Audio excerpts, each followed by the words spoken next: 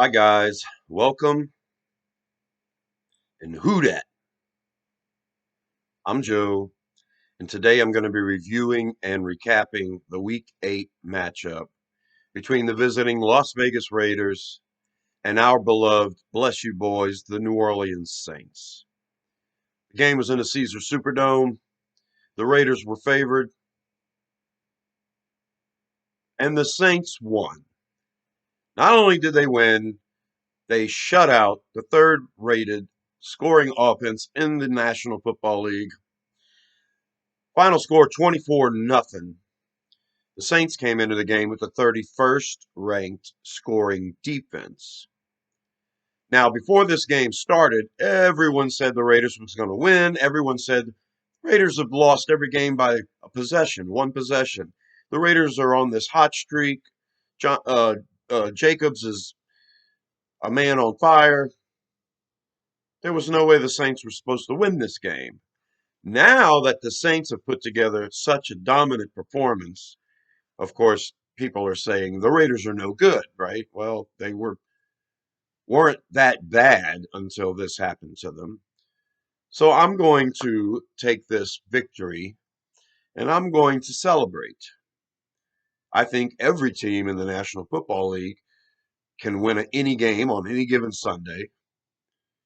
And we've seen our team, the Saints, with the same players go out there and play horrible football against really bad teams and lose. So I will take a win anytime I can get it. A shutout is especially beautiful, especially since I believe it was our defense that was the problem here of late. In the beginning of the season with Jameis Winston at quarterback, we were having a hard time scoring. I mean, we could barely put any points up before halftime, and most of our points came, late in games and we were already behind and trying to catch up. And since Andy Dalton has been our quarterback, our starter, we have averaged a bunch of points. Now, this was a near perfect game. I believe I believe we left some points on the field, which is okay. We did what we had to do. We scored enough to win. We ran the clock out, all that good stuff. We did what we had to do on offense. Could have been slightly better. Could have finished a couple of those drives. And there were some special teams units that let us down this week. But other than that, it was a near perfect game. And I'm going to bring up the stats now, and we're going to talk about this near perfect game from these same old Saints who decided that this game was the game when they were going to put it all together on offense and on defense. On offense, passing Andy Dalton 22 of 30. That's 73%.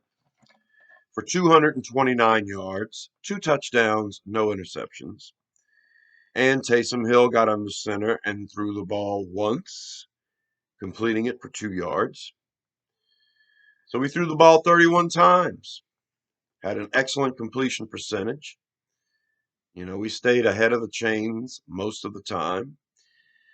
We converted 7 of our 12 third downs. We ran the ball 31 times total, 32 times. And that running game was significant. Alvin Kamara, 18 carries for 62 yards and a touchdown. Taysom Hill, 10 carries, 61 yards. Such an incredible play. Having Taysom Hill under center is basically like a direct snap to a running back. Of course, Taysom Hill's designated as a tight end, but when you can just put the ball in Hill's hand and have him take off, it's just averaging 6 yards a carry. It's just such a weapon. And uh, uh, Mark Ingram got injured early, so Dwayne Washington became our backup running back. He had 4 carries for 13 yards. Yeah, altogether we rushed the ball for almost 140 yards. on 32 carries. 31 passes, 32 carries. You gotta love it. On the receiving end, well, there's a reason why Andy Dalton, in my opinion, is a much better option than Jameis Winston. And seeing Alvin Kamara on top of this receiving list is one of the reasons why. The Jameis Winston just never seemed to want to get the ball to Kamara. You know, he had him in 2 of the 3 games he started. And Kamara didn't finish with very many catches. In this game, Kamara finishes as the leading receiver with 9 catches on 10 targets for 96 yards and 2 touchdowns. Kamara had an incredible day. Chris Olave, 5 catches, 52 yards. I believe all 5 of his catches resulted in first downs. I know at least 4 of them were on third downs. So Olave on 7 targets gets 5 catches. This is a great player, and wouldn't surprise me if he won Rookie of the Year.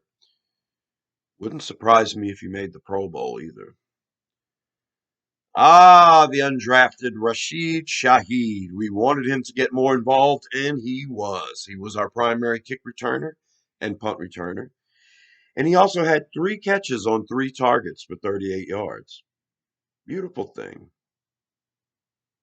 Tight end Juwan Johnson had 2 catches on 4 targets for 14 yards. Taysom Hill was targeted twice. He caught one for 11. He dropped the other one. And as good as Hill played in this game, that's probably the play that's going to haunt him.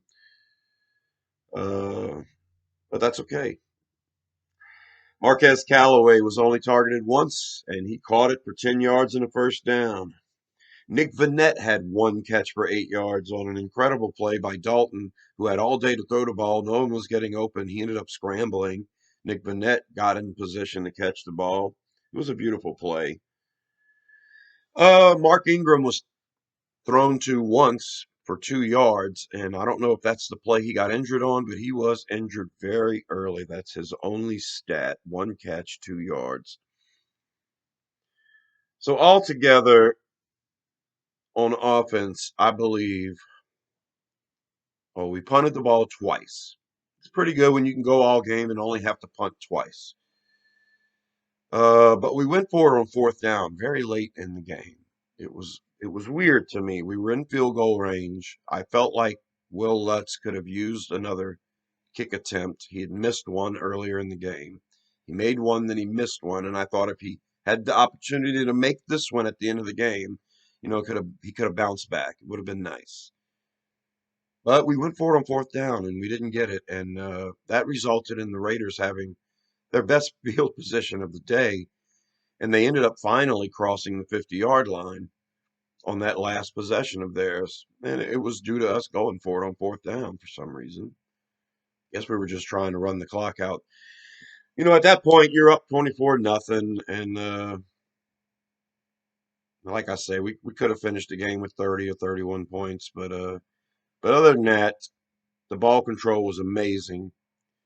We held the ball for about 35 minutes to their 25 minutes.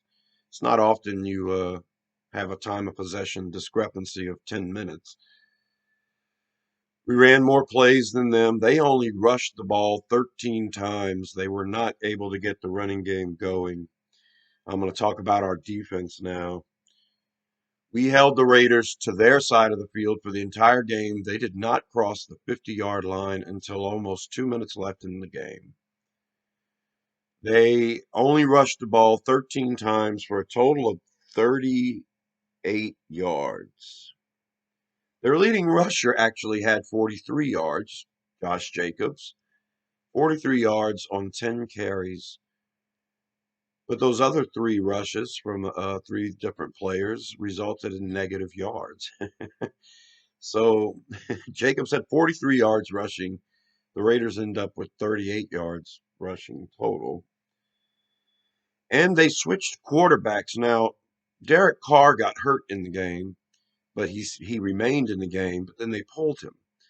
Stidham came in at the end of the game when the game was over with, basically.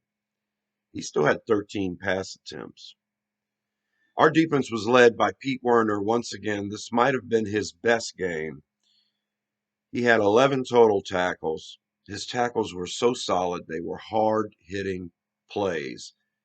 I believe that Pete Werner was embodying a Vaughn Johnson in this game with how hard he was hitting people. he was he was reminding people of who he was. If they didn't know who Werner is before the game, they know who he is now. He also had a pass defense. Now this ball hit him right in the hands. He didn't catch it. It pops up, and Tyrann Mathieu ends up with the interception. And Werner had a spectacular game. Paulson Adebo had 8 total tackles. He had 1 tackle for a loss, and he also had a pass defended. Adebo looked pretty good in this game. He's a solid player for a 3rd-round pick to be able to go out there and start in the NFL and to be productive. Kudos. We expected a lot from him, especially from the training camp he had. But this game, I think Adebo did fine. I think if Adebo can keep this up, then we'll have no regrets in starting him. It's tough when Marshawn Lattimore is missing a game, and Adebo's got to be counted on, as well as the rookie Alontae Taylor, and we're going to get to him in a second. I'm going to talk about Tyrann Mathieu first. I think Mathieu had his best game. It's not just that he had the interception. He also had 2 passes defended and 4 total tackles. And his tackles were solid. It looked like this was a game where, up until now, it seemed like Mathieu was hesitant, a little tentative, taking bad angles as if he was trying to avoid getting hit. And in this game, he just jumped on the guy. Now, Tyrann's a small guy. The biggest run of the day by Josh Jacobs was 16 yards. Jacobs burst through the line. He breaks a few tackles, and I'm thinking, here we go again. Then Tyrann Mathieu jumps on top of him. I believe he carries Mathieu for an additional 4 yards, but he goes down. And I'm thinking, okay, if Matthew's got to ride these guys to the ground, at least he's making tackles. And he did that a few times in the game where he literally jumped on top of the guy and the guy had to go down. Great job by Tyrann Mathieu. The interception was a great play. He also, at the end of the game on the Raiders' last drive, had a ball hit him right in the hands. It would have easily been a pick six. He drops the ball, but there was a lot of contact between him and the receiver as the ball came in, and I believe that's why Tyrann didn't really secure it. But Tyrann was on point in this game. He was jumping routes. He recognized that pass. He got an interception. He made tackles. Great job, Mathieu. This is what we expected when we got him. Now, here's another surprise. Peyton Turner, who missed a lot of the season on IR, and he was a healthy scratch early in the season, but he was healthy in this game. He played. He got 4 total tackles, including 2 for loss, and that included 2 sacks. 2 sacks by Peyton Turner in one game. If he can keep this up, I don't expect him to get 2 sacks a game, but if he can get 4 tackles every game he plays, then you're not gonna think to elevate anybody else. This is the kind of performance we need. Now Turner's in a rotation. Most of the time, defensive linemen only get 3. You have a good game, you have 3 or 4 tackles, a couple of tackles for losses. That's what Turner had, 2 sacks. Great game by Turner. Now let's talk about Alontae Taylor, the rookie cornerback. When the game was being previewed early in the week and people talked about the most important matchups, they were focusing on the Raiders wide receiver, Davante Adams, going up against this rookie cornerback, Alontae Taylor. Personally, I was thinking the biggest matchup of the game was obviously Max Crosby versus Ryan Ramczyk. Everybody, I guess, assumed that our offense was going to click and everything would be fine. Max Crosby's the guy that was going to make a problem for us on that defense. Ryan Ramczyk did a great job of keeping Crosby in check. Well, Alontae Taylor did a great job as well. 3 total tackles, 3 passes defended, and those tackles were solid. He was in great coverage all day. Davante Adams ends up with one catch for 3 yards, and it was a screen, a quick screen. It's the only reason he caught it. He had a few balls come to him. There was one play in particular where Davante had his hands on the ball. He couldn't bring it down. And as he hit the ground, Alontae Taylor was standing over him. And it was an image that people were discussing when it happened. Like, here's this rookie standing over this, all pro, all world, probably future Hall of Famer and Davante Adams. When Adams got up, he was talking to Taylor like, who are you? Yeah, on that particular play, Davante Adams pushed Taylor at the top of the route before he came back to try to catch the ball. And I think Taylor was standing over him, looking at him like, you broke the rules and you still didn't catch the ball. I don't think he was standing over him like, I'm better than you. Of course, you have to have confidence and an attitude to be a cornerback. And in this game, Taylor was better than Adams. The combo of Taylor and Adebo worked out very well. And also, I will mention Chris Harris at the nickel because that's his natural spot. That's where he became an all decade player with the Broncos. And after a couple of games, Harris is, I think he had his best game. He only had 2 tackles, but I still think he had his best game in coverage. Demario Davis had 3 tackles.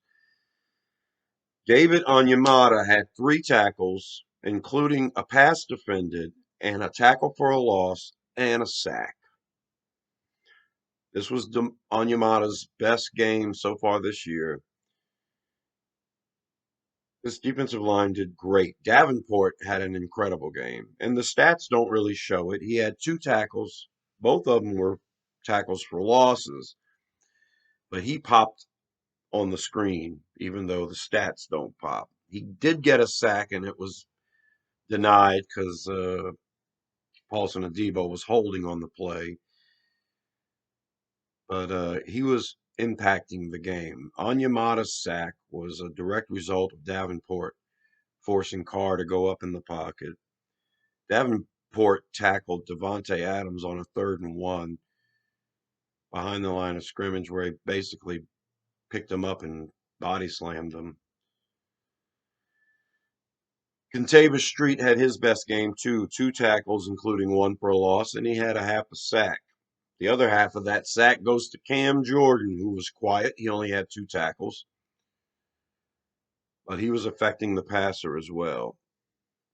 And affecting the passer is one thing.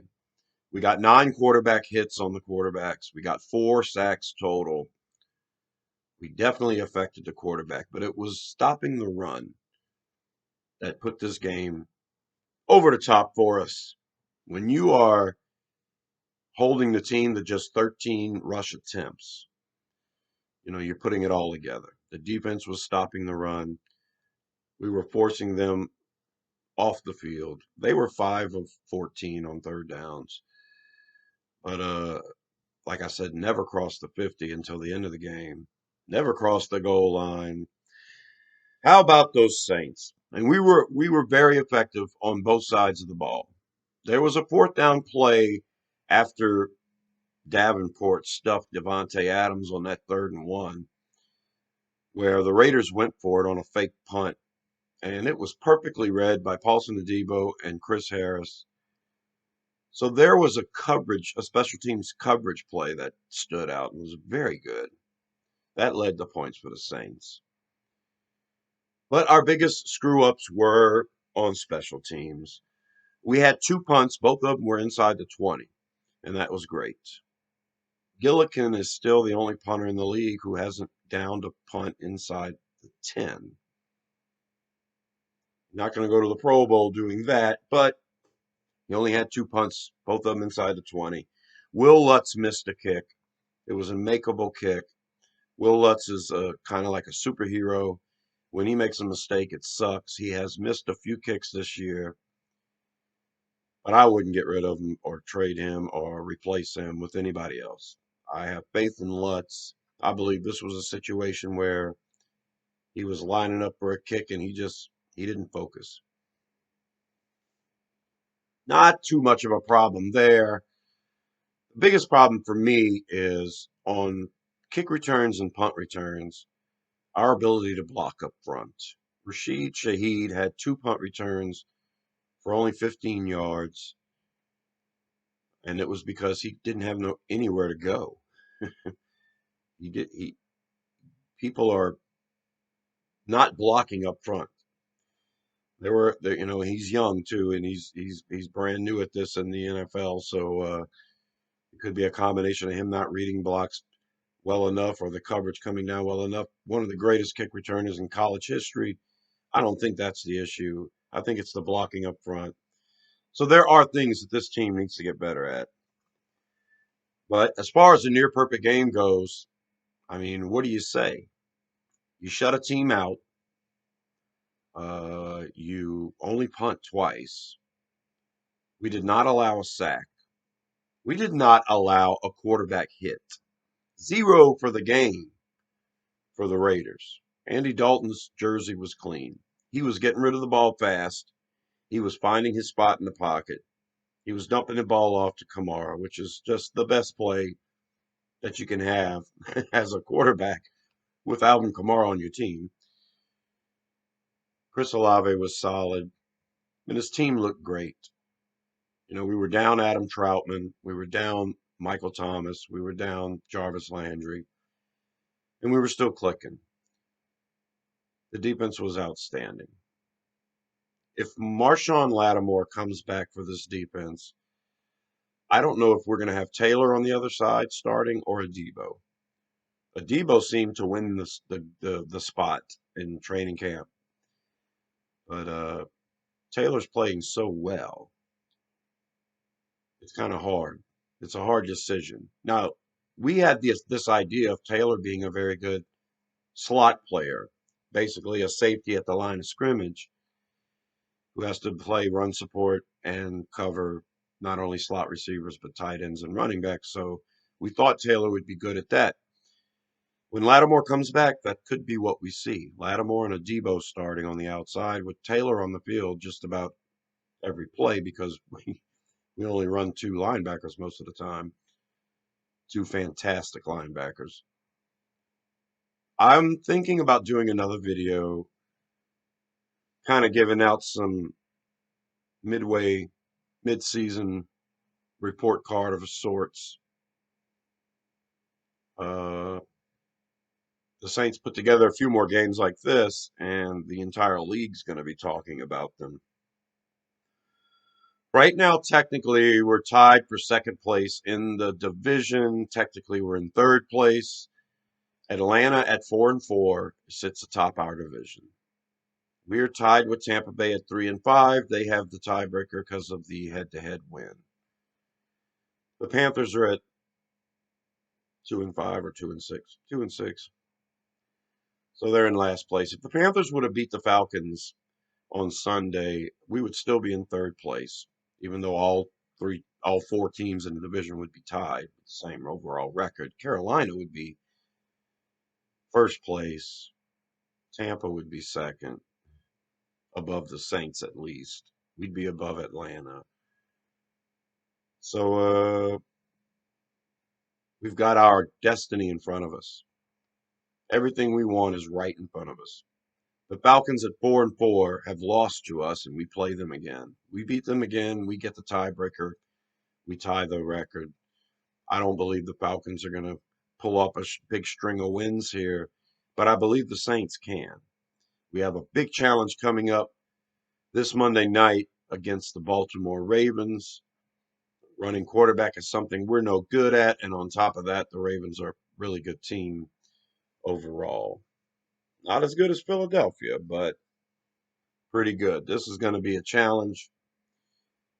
But I believe if the Saints can put it all together and if we can get some of those injured pieces back, maybe we've got something for the league that they haven't seen yet from us this year. We did it this weekend. We shut out the third-rated scoring offense. We control the ball completely. That last drive, man, 10-minute drive, we basically ran the fourth quarter out. and then we end up going for it on 4th down and not making it. We could have had 3 points in the end of that. But anyway, when you're winning by three possessions or more, and you can run the ball and kill the clock like we were doing, to take the time off the clock like we were doing, it's a formula for winning. As long as you're up by as much as we were. We started fast and we finished strong. How about them bless you boys? I hope we have several reviews like this where we can feel good about our team and feel like we're actually going in a good direction. We're 3-5 now, and we can easily win this division. If the special teams can put it together along with the offense and the defense, yeah, I believe we can be very competitive. All right, guys, that's it. I'm Joe. This has been the review of our Week 8 win against the Raiders. I hope we can celebrate some more like this. Bless you, boys. Thank you so much. Subscribe to Rosenfield 10 for more videos like this. I will be previewing that Monday night matchup with the Ravens later on in the week. And until then, I'll talk to you later. Who dat?